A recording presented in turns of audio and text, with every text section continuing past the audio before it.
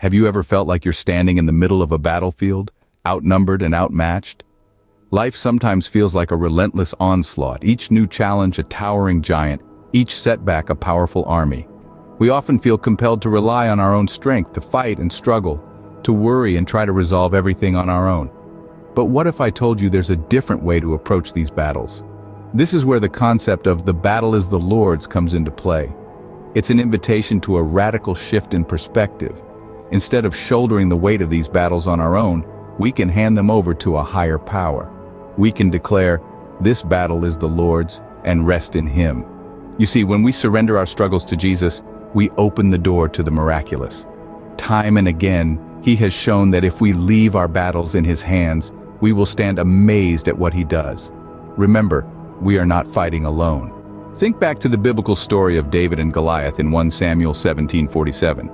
A classic tale of an underdog, a shepherd boy, facing a giant warrior. Yet this isn't merely a story of physical prowess, but a testament of unwavering faith and trust in the Lord. David, young and inexperienced, was up against Goliath, a towering figure of strength and intimidation. But David was not deterred.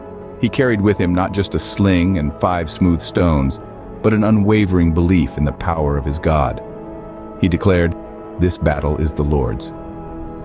David's faith did not waver even in the face of overwhelming odds, and it was this faith, this trust in the divine, that led him to victory.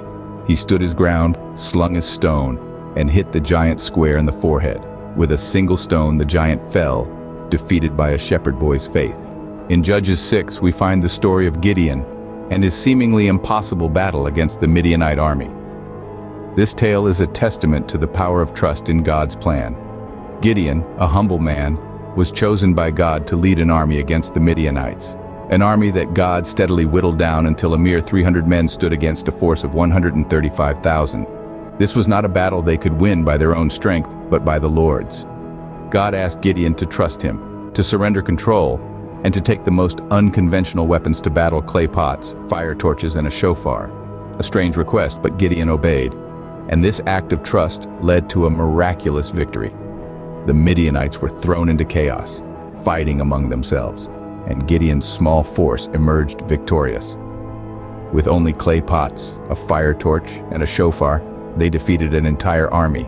Nothing is impossible with God. Imagine the scene as Joshua and his people walked in silence around Jericho for 6 days, the air heavy with anticipation, their hearts beating in rhythm with their steps. Obedience was their armor, faith their unwavering guide. The instructions were peculiar. Walk in silence, no battle cries, no clang of swords, just the hushed rustle of countless feet circling the enemy city. They trusted in the Lord, held fast to His promise even when the strategy seemed baffling.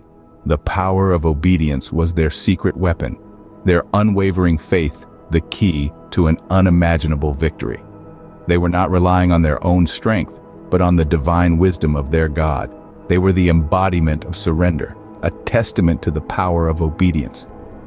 And then the 7th day arrived. At the sound of the shofar and their unified shout, the formidable walls of Jericho crumbled. When they shouted on the 7th day, the walls of Jericho sank into the ground. Our God can do anything. So what do these stories teach us about facing our own battles? Each tale is a testament to the power of faith, trust, and surrender. David, a mere shepherd boy, faced a giant not with fear, but with unshakable faith. He declared, "The battle is the Lord's," knowing that his own strength was insignificant compared to the might of God. Then there's Gideon, leading an army of just 300 men against an army of 135,000. He didn't rely on numbers or weaponry, but on the Lord's promise of victory. And Joshua? He didn't question when instructed to march around Jericho in silence for 6 days. His obedience was rewarded on the 7th day when the city's walls crumbled before him. These stories remind us that our battles are not ours alone to fight. Next time you face a problem, remember these stories and declare, "The battle is the Lord's." Stand still and see the salvation of God.